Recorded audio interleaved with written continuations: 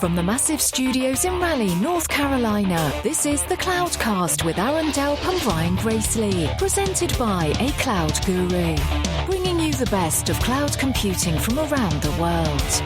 Good morning, good evening, wherever you are. Welcome back to the Cloudcast. We are coming to you live from the massive Cloudcast studios here in Raleigh, North Carolina. Aaron, it is summer. The days are longer. I guess they're actually probably technically getting shorter, but it's summer. It's hot. How are you doing, man? It's been a few weeks since we talked. Yeah, no, it's been good. It's crazy busy between the podcast and new job and new house, and I messed up my elbow, which is a whole other story for another day. But no, it's been good. It's been fun and busy all in one. Yeah. So we sort of made a decision since you've got stuff going on, I've got stuff going on. It's the summer, people take vacations. We thought we might record a bunch of shows a little bit ahead of time, not way in advance.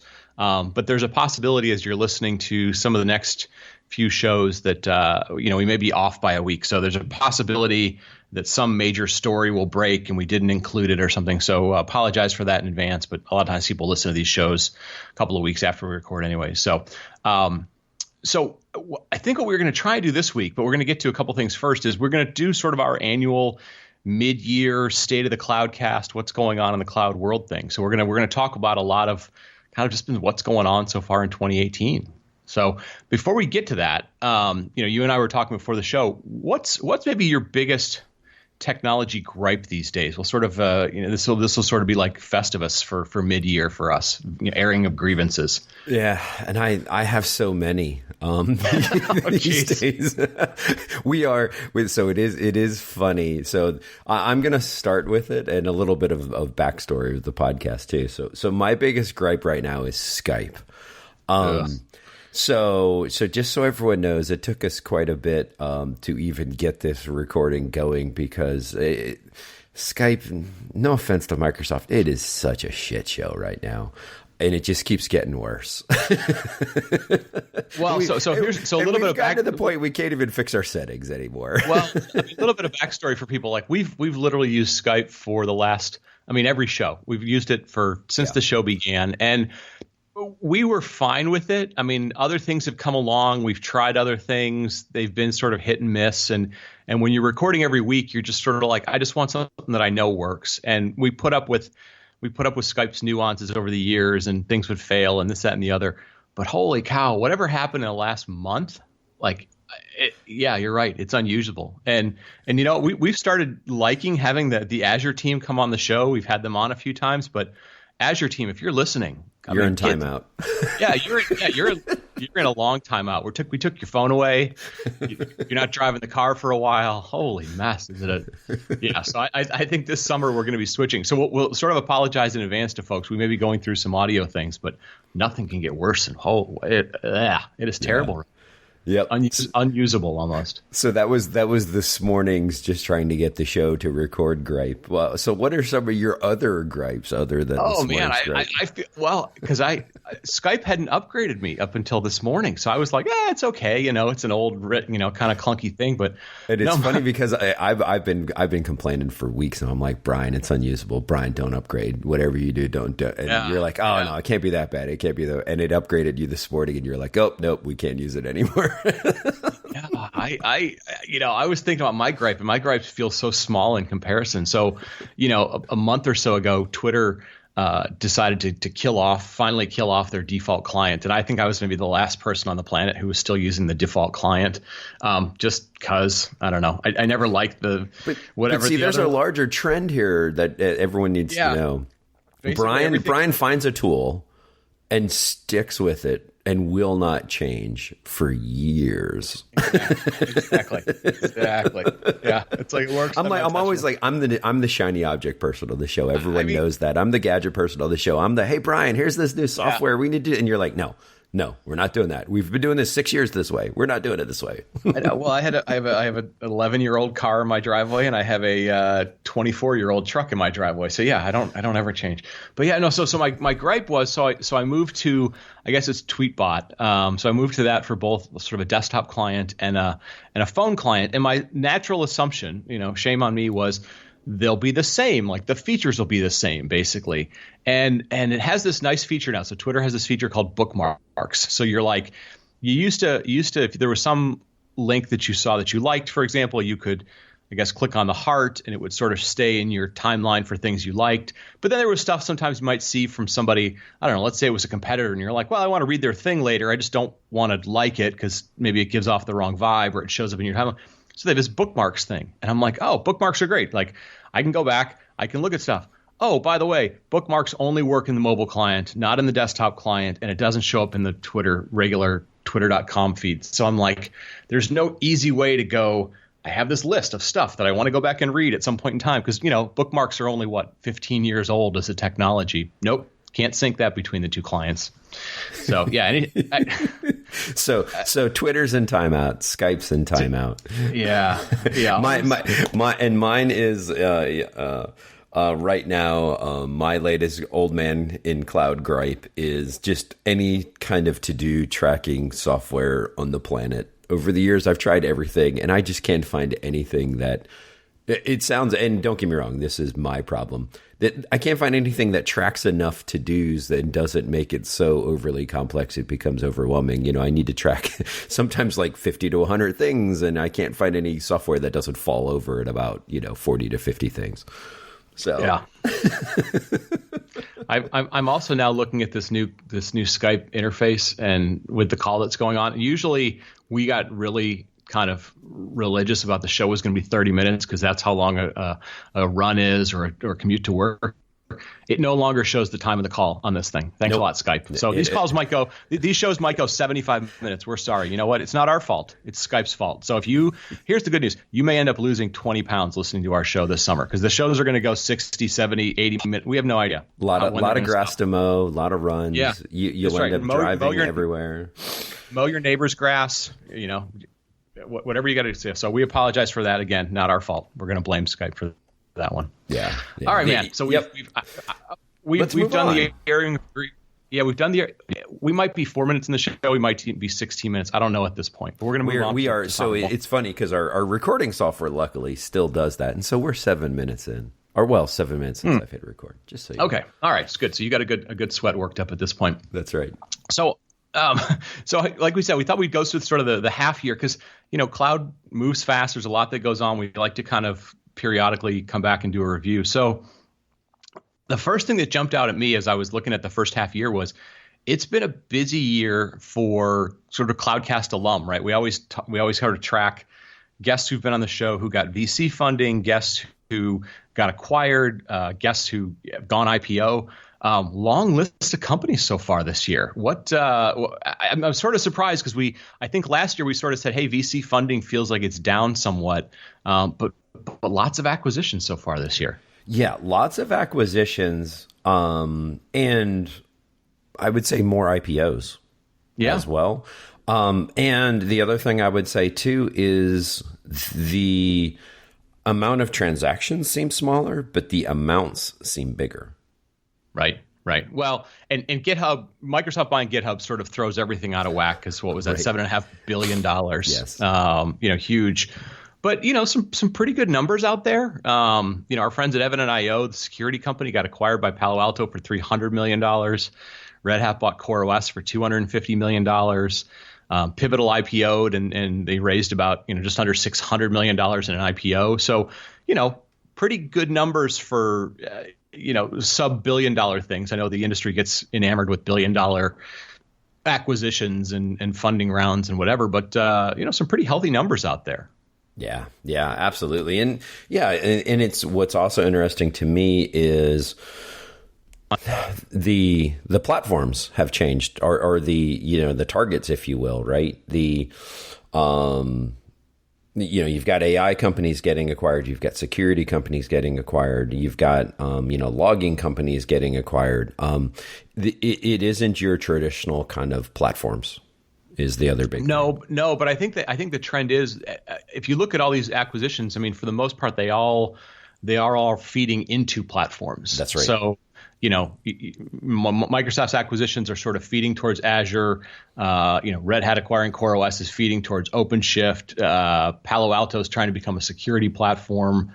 Splunk obviously trying to become more and more of a, operations management platform. So, more and more you're not seeing kind of individual products getting acquired for a portfolio play. You're seeing things building into a platform, and the platform becomes the portfolio, if you will, I guess. I mean, I don't know if that's the right analogy, but, software platforms are sort of becoming the new, what used to be product portfolio. Yeah. And so you tend to keep a running list of, the acquisitions and some of those. What do you know what, Cloudcast alumni total acquisitions? Now, don't get me wrong. Microsoft kind of throws everything out now and makes it hero numbers, but I was just wondering. Yeah. So I did look. So I think we're up to around 34 or 35 acquisitions. So, we're right around show 350. So roughly 10% of people who have been in the show have been acquired. So pretty good numbers, or sort of VC-like numbers. I think our total funding at this point, we always sort of track VC funding and M&A, and the M&A stuff is sometimes is a guess, because there's some smaller deals that, don't get announced and so forth. But VC funding is a little over $3 billion, and the sort of M&A activities is about $14.5 billion. So even if you take out the GitHub one, it's still $7 billion. So folks, it's too bad you can't make a fund out of the Cloudcast, because I think we've done reasonably well. We've been very lucky to have some people that have come on and been really successful. So pretty good job, folks. Yeah, absolutely. Good job, yes. Yes, thank you.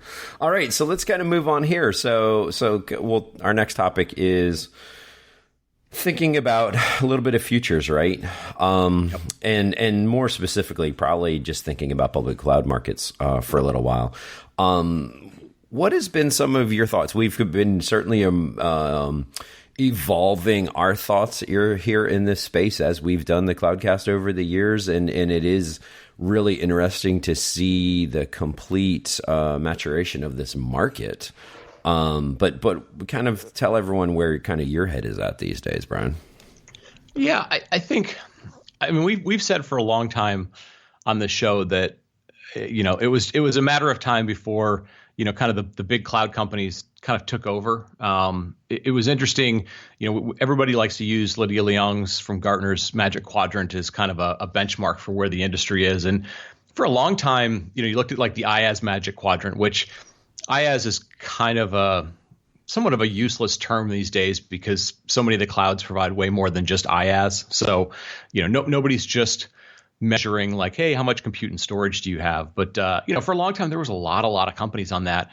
Very interesting this year, for the first time, it got whittled down. It's down to like 6 companies. And Lydia's always been tweaking the thing. Her and her team have been tweaking it for a long time in terms of like, hey, are you really scalable? Do you really do all these things that are automated? And ultimately trying to get back towards that kind of original definition of cloud. So that was very interesting. It was sort of the first public acknowledgement that there really are only a handful of really, really big web scale clouds. And so that was, I think in terms of milestones, that's a big deal, right? It's, people may not think of some of the smaller ones as legitimate, but, given how many people, at least large companies, buy off of Gartner Magic Quadrants, I think this is going to be one of those things that accelerates, the bigger getting bigger, if you will. Yes, that's right. And I think this is just, and we've always had this theory, and many of our guests have on the years of, it takes a lot to build not just an IaaS platform, but the surrounding products and services that then accelerate the growth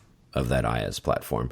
And, if you don't have multi-billions, you're just not going to play in this market. And I think that this market, we have seen we are to the point where the big ones have emerged, and I don't see many other players ever having the resources or the time to ever catch up. And so I feel like this market is pretty close to baked. Now it's just going to be a matter of, who's going to get market share at any given time and which products are going to be coming out. And you're going to start seeing the leapfrog games that tend to happen in these, mature markets. But I think the big players have been established.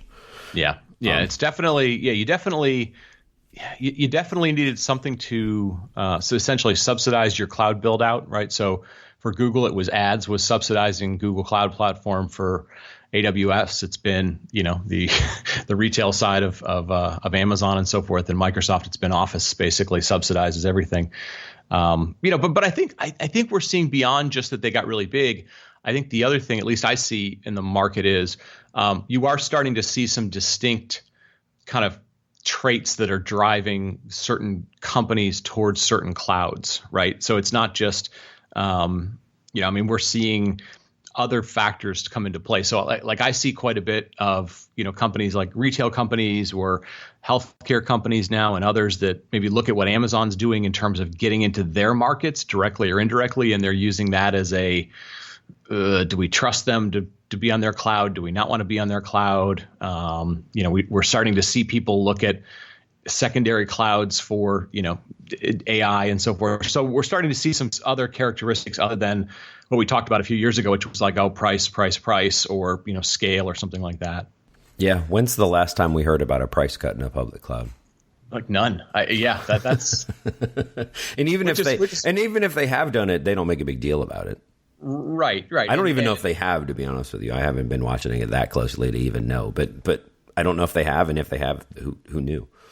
Well, and I think we're getting into a point where, as these guys, these clouds deal with larger enterprises, the price cuts become less of a big deal in terms of sort of headlines, and it's more about, hey, we're going to do, enterprise level negotiations, right? Like you hear, it's funny, forever it was like, the cloud's all on demand and so forth, and more you're hearing about large enterprises who are like, yeah, I signed a 3-year contract, 5-year contract, or whatever, and you're like, oh, okay, what's old is new again. Yeah, exactly. Well, and so let's kind of talk about each of the big ones, and then maybe some of the up and comers individually, and because also I think the way in which they're continuing to grow is also interesting. So AWS obviously is just the machine and is still a machine.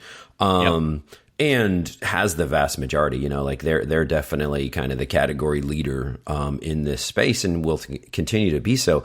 But at what point did they stop the meteoric growth of like year over year growth, and does it start to flatten out as the market gets saturated, or do they just keep going and it's new services? And I don't know. It's been really, really interesting to watch them, and it has gotten to the point of, it's like, it sounds awful, but I don't even look forward to going to reInvent this year. And reInvent used to be my favorite conference. It was VMworld for the longest time. And then everyone, reInvent is like the new VMworld. And now I'm like, it feels like Oracle World now, where it's like so many people and it's so big. And I'm sure the Salesforce conference is like that too. And they've come with, now there's summits all over the world. And now they've moved to this global events kind of thing because reInvent is so big. I don't know. It's, is there an end in sight to that growth? Do they become stable at some point? At one point in time, like back when I was doing analyst stuff, I was trying to find some data that looked at like what Microsoft's growth looked like, because, Microsoft went through a similar period. This isn't Microsoft Azure. This is like Microsoft, the software in a box on your PC thing. I mean, we all sort of think like the law of big numbers will kick in at some point for anybody who's growing very fast. But there's times when there's just such a significant shift in sort of computing landscape that, some growth goes on for very, very long periods of time. And, to a certain extent, like we're not making any predictions or forecasts or giving you any inside information. But I mean, you look at the number of quarters of $1 billion sort of investment that like an Amazon's make, or even, Microsoft or others, like, they have the foundation in place to do in terms of capacity. It'll be interesting. I think we're seeing one of the things that I see, and this is sort of a peripheral type of thing, but I am seeing more kind of backlash articles and backlash stuff written about, hey, has AWS gotten so complicated in terms of their portfolio that there's just so many pieces, there's so many parts. We're already starting to see, like Werner Vogel's had an article that came out this week that was like, hey, it's okay to have 7 or 8 different databases because you need that many, which is analogous to, and no offense to our buddy Chad Sakich, like that was the thing that like EMC used to do when they would have so many products in their portfolio. They would sort of justify it as like, hey, you've got to have the right tool for every different use case, and so you should have a different tool for every use case. And it was their way of being like, yeah, I know we have a lot of different products, but they're all good. And there's a way that you can rationalize having such a big portfolio, I guess, but that's also the time when certain competitors will come along and be better at a certain area than you. Now, the question becomes, if you are the vendor that offers everything, which AWS sort of does, can you get into one segment of their market as a cloud provider, right? Can you be a database as a vendor service if it's like, well, if all the compute stuff is in some other cloud,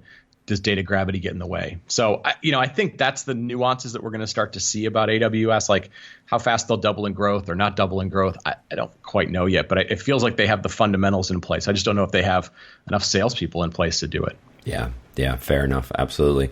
What's your kind of thoughts on Microsoft and Google? And I'll just say real quickly on those. At a high level, obviously, Microsoft is very much in the acquisition phase of doing all of this, and they seem to be extremely serious about it. So that's good there. Yeah. Google, I don't know. I'm still a little scratching my head about them, and it's funny because that's probably a repeat of last year's mid-year show. Yeah. But I will say that. Let me say this real quickly, though. I will say this: going into like trade show season and doing this mid-show, like how do I feel about the public three? I feel last year it was AWS is one, Microsoft and Google, not sure. There's a 2, there's a 3, and not exactly sure. This year I feel like it is AWS, it is Microsoft at 2, it is Google at 3. Like I feel like the momentum in the last year has gone Microsoft's way if I'm just going to compare Microsoft and Google. Yeah, no, I agree. Microsoft, I think, is of anybody, they have to go through the biggest transition because they're transitioning from the old Microsoft business. They've done they've done a really good job, like on the PR front, right? Lots of stuff about, hey, we love open source and we're open, and look, we're not the old Microsoft anymore. So that's going, I think, pretty well.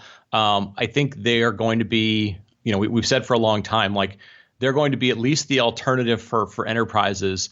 And I think they'll be the primary for certain vertical markets that are afraid of competing against AWS against AWS directly, which could be very large industry segments given how ambitious Amazon corporate wants to be. I still can't totally figure out some of the things that Microsoft's trying to do. So the GitHub thing makes more sense to me. It's like, hey, that's the place where developers tend to gravitate towards. They could probably do some interesting integrations to integrate your code to run on Azure. I still don't know what the LinkedIn thing does. I think some of their acquisitions, it's not clear, which part of it is going to benefit Microsoft versus Azure versus, do you think about them separately? So that one, I think, like you said, it's a strong number 2, but it's still, you're not 100% sure exactly where the whole thing's kind of from corporate to cloud is going. Google, I don't know that I'm in any different position on Google than I was a year ago, like you said. And we're both going to be at Google next. So if you're out there, folks, we'd love to say hi and talk to you. But I don't know that my position on Google has changed. It's, we always say it comes back to, are they doing a better job of talking to people? And I don't know. I haven't seen a better way to judge that than we saw a year ago. It'll be interesting to see what Diane has to say this year.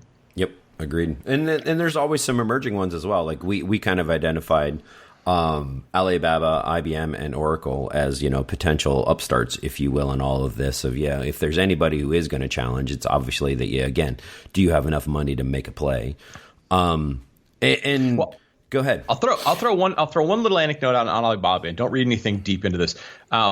I have been sort of surprised at hearing from a number of companies that are going to roll out stuff in Asia and in China in particular that are looking at Alibaba's cloud more than they're looking at other ones there. So some pretty big named companies, names that have told me, for other type of work and so forth, hey, we're going to be rolling out an Alibaba Cloud. And you're like, oh, well, aren't you going to roll out an AWS? And they're like, no, that's going to be our play into Asia. So I've been sort of surprised at that. And I don't know exactly what's driving that. I don't know if there's a need to be successful in China, to be on Alibaba Cloud. I mean, the sort of the politics and government and so forth. But I've been surprised at some of the names. And again, I think we've always said we have a blind spot for what goes on in Asia on this show that we don't maybe in other areas. But I've heard some very big names sort of going to have some movement towards Ali Cloud. Yeah, and it makes sense at some level too.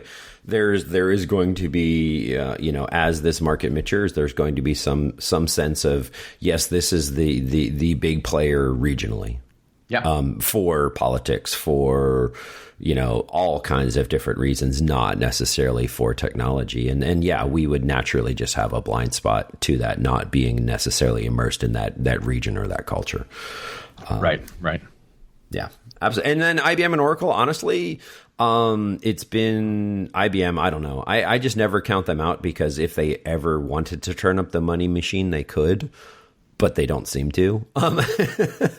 And Oracle, I'm with our good friend Leo and past guest on the show, Leo over there, kind of running things. I hear more and more good things, and they've been on the show, and I don't know. They seem to. There's more intent there than there has been in previous years. Yeah, the only gotcha I ever, and I'd rarely ever hear anything about Oracle Cloud, and maybe it's because I don't. I'm not too involved with Oracle applications. The only thing that I think may come back and bite them, maybe in the near term, I don't know, but Oracle is still going through this thing where they're playing games of what they count. So they sort of got burned this last quarter because they stopped counting their IaaS business or something like that as cloud, and they counted something else as cloud. And so they've done this thing over the last 3 or 4 years where, they're going through a transition. They don't want to have a bad financial quarter. They obviously make a lot of money from the database. And then they're sort of going like, this isn't now in the cloud bucket this year, and that's not in the cloud bucket. So, I don't know how much Wall Street puts up with that. I think Microsoft has gotten past that. Took them a couple of years. I think it's, we're kind of got to get that a little bit, because the last thing you want to do is surprise Wall Street one day. Yeah, agreed. Anything else on this topic? No, I think we hit the only other thing that we never do, and I would love for somebody who's smart about the SaaS stuff to come educate us, is, the SaaS business is still way bigger than the IaaS business in this, and the PaaS business, and I don't have a great sense of like who is the AWS of the SaaS business. I mean, is it? I don't think it's Salesforce. Salesforce doesn't make nearly as much money as Amazon, as AWS does. But I'd love for somebody to come on and sort of educate us on who are the big players in SaaS and what are the big trends that we should pay attention to, because we don't really dig into that as deep as we should. Yeah.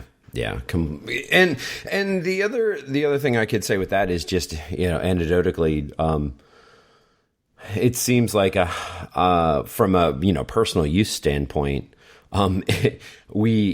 We use for this show Google Docs, always have. It seems like for all my employers, I end up using Google Docs.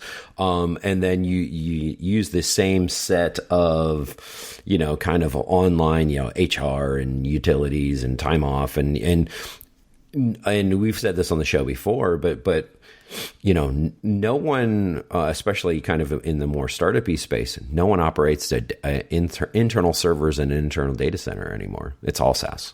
Right. And is it just going to be the SaaS market is, for each application, there is one or two big players, and it becomes an extremely fragmented SaaS ecosystem. And then maybe somebody is going to come along at some point and then buy up all of these companies and have an aggregated SaaS company and an aggregated SaaS offering. Like the old, what was the name of it? SoftBank always used to do that. Right, so. Exactly. PeopleSoft was the other one I was thinking of, like where the old CRM systems where it was like, oh, you want the HR module, it's this. You want the CRM module, it's this. So we may end up at some point having this mega SaaS company. That's certainly something that would be a possibility. Salesforce to me feels like more of a platform than a conglomeration of a large, bunch of SaaS companies. Right, right. Yeah, and I think we see that in the small medium business. Like, so you see like Zoho is the, SaaS for small business, or you see like Thrive is the, one of the ones for, mobile small business. But yeah, I think for big businesses, they have so much integration work that, I don't think that simplicity has gotten there yet, where you can just plug in a SaaS into another. It's just like, oh, cool. Yep, agreed. So let's move on to the next topic. What's the next one? Yeah, so we covered the sort of the public side of things.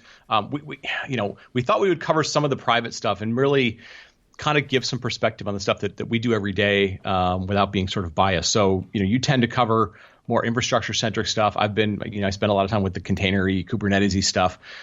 What are you seeing? Not necessarily specific to Cohesity or specific to backup, like trends in the on-prem stuff that might be useful as it relates to cloud, not just only run in the data center stuff. Yeah. So a couple trends, and I kind of wrote them down here ahead of time. A couple trends that I definitely see, and then I'll give an example to kind of wrap back into them. The first one is this whole idea of data locality and compliance. I mean, just GDPR. If anybody's not familiar with it, the EU passing GDPR, go look at that and all of the requirements that are around that. And I don't think people are even, really just starting to wrap their heads around that. But it's this idea of, where is your data? Are you sure your data, you're storing the right data, and you're not storing data you shouldn't be? And so that's definitely a trend. And it goes into the larger trend of data gravity and where is all this data being stored. And then the next one is okay, great. Now I know about it. Now I have to go protect that data, right? And I don't know, take ransomware as another one, for instance, right? How do I both protect my data and by the way, I might need to save my business. Worst case, if something happens, you don't want it only stored in one place and company goes out of business because if somebody got their AWS keys or something like that, right? And everyone wants to move data around. Everyone wants to, okay, if I have to have all these copies of data, let me put it in cloud. The last trend here is this kind of moving data to cloud, because it really combines both of those previous two. If everyone wants to be as efficient as possible in where you're storing your data and store it where it makes good financial sense and business sense. But you have to be able to protect it. You have to be able to know where it is. You have to know if you're in compliance. And so there's these larger trends around data that is coming. Everyone has always wanted to do it, but no one's had to do it. Well, the had to do it is coming. And that's the big trend. Cool. Very cool. How about you? So, obviously I spend an enormous amount of time around the sort of, container space, which it's kind of an interesting thing, because I think for a lot of big trends we've seen in the past, in infrastructure and in the data center, like there was one distinct sort of problem it solved, like this thing made it go faster, or this thing was, a cost reducing thing or whatever. Containers tend to be kind of a bifurcated area, right? So there's a part of it that the infrastructure teams care about, our operations team cares about. And then there's another piece that, as we've seen with containers, like developers care about. And so it is sort of the containers, Kubernetes sort of space. I guess on the immediate side, the good news is the industry sort of standardized around Kubernetes at this point. So the days of like Mesos and Docker Swarm and all these other orchestrators is sort of kind of past us now. Everybody's like, okay, Kubernetes is essentially one. It's the new standard. Cool. And now I think we've sort of crossed the chasm on adoption. There's a lot of early adopters, that went through a couple of years of trying to figure this out. And we're in this new stage of the more mainline adopters. And that's the folks who are like, digging in a little bit, like, hey, do I want to use containers as lighter weight virtualization? So there's a lot of conversations about, can you use, what can you put in a container when you're thinking about it as sort of a VM like isolation, because people are like, hey, I want to reduce costs again. So we're in another stage of, can I reduce my VM licensing bill? We see that a lot.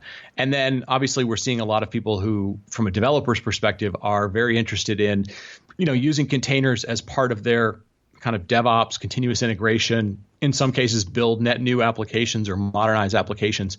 So it's an interesting space because it's the common conversation that people have.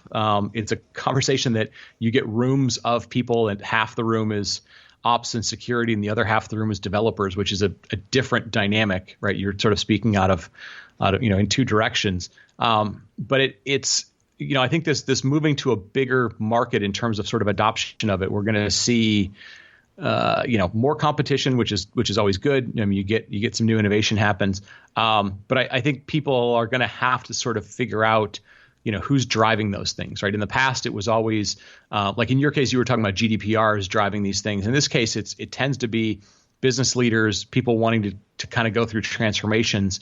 And it's going to take a little bit of time for some of the people who hadn't been on board before, some of the ops teams to be like, oh, I have to change stuff. Okay. Why do I have to change it and be convinced?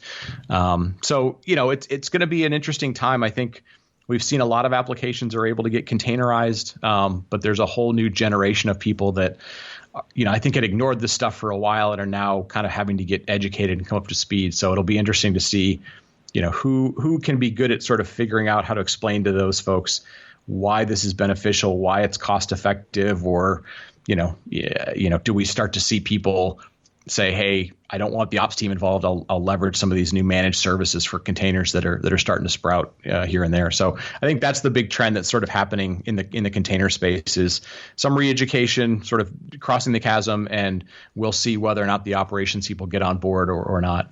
Yeah. And it makes perfect sense. And if you kind of combine both of those, I've never really thought about it till now, but if you combine both of those, you really kind of have in a nutshell at a much larger level a lot of the challenges most enterprises are facing today. I think that was a quick summary of like, hey, what does the next couple of years look like for enterprise? Yeah. So we're gonna so we're running a little long, and so we have one more topic, and then we're gonna kind of cut it after that. So we're trying this year to definitely, we tend to go out and what is the emerging tech and what is it new and interesting to us, and we've been trying to incorporate more AI and IoT into shows this year, very intentionally. And for us, it is a lot of, hey, this is the new areas we want to go learn it. We're always trying to learn new things. We're always trying to pass on that learning. So, Brian, what has been some things in AI or IoT that you've learned? What has maybe surprised you, and where do you still have questions? Yeah, so I think I'll take AI as it was one of the topics. We've been lucky to have a lot of people that come on at least this year to talk to us about AI. I don't know that I'm any smarter about how the actual AI works. In a nutshell, it's collect tons and tons and tons of data, build some models around what you think that data is supposed to do, and then, test the models, collect more data, test the models, collect more data. So, to a certain extent, it feels like, for a lot of statistical regression. I think what's been interesting to me, though, is the folks who are getting AI right, or sort of making AI enabled, if you will, they hide a lot of that from you. Like, it's part of some other set of applications. And it's almost like, look, if you're not in the data science community, this probably isn't that relevant to you, right? This isn't sort of a generic thing that somebody who had some other skill is going to pick up. It's like, if you're a data scientist, cool, this continues to get better. The data models continue to grow and get better. But the really interesting thing is almost to think about this like as a line of business type of person and go, okay, I'm just going to assume this stuff is going to be available to me. It will be easier to integrate into an application.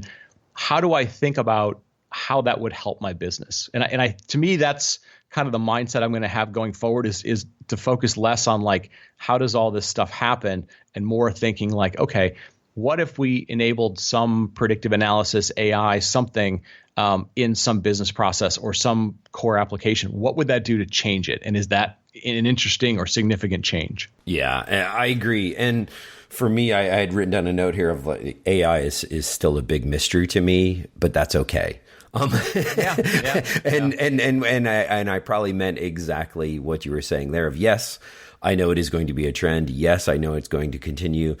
But I don't think it's something I need to know the inner workings of. We tend to treat a lot of things here of, okay, it's a new emerging tech, and then we want to go see what's inside the black box. Exactly. But I don't know that we need to in this instance. And I don't know that we're meant to, or maybe this is the beginning of our evil overlords are here and it's okay. I don't know. But the flip side to it, I'll take IoT for a second.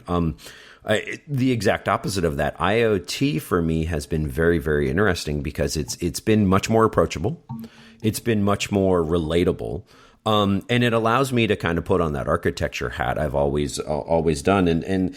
And it allows me to really wrap my head around it. And I've had a lot of new learnings there and a lot of things that, like you connect the dots and you make the light bulb go off. And for instance, the idea of okay, two big trends in IoT is how is that transport layer look? It's typically very, very different because you have to have low power, you have to have low bandwidth. There's all these things that happen with IoT to get data back and forth. And then where does the processing happen? It isn't necessarily, we're used to where the app is where the processing is where the data is. You're having to kind of do these long hauls, if you will, and move things around and do things where they make sense and store things where they make sense, because you don't know that you will have connectivity at all times. You don't know that you will have processing power anywhere near where the device is actually collecting the data.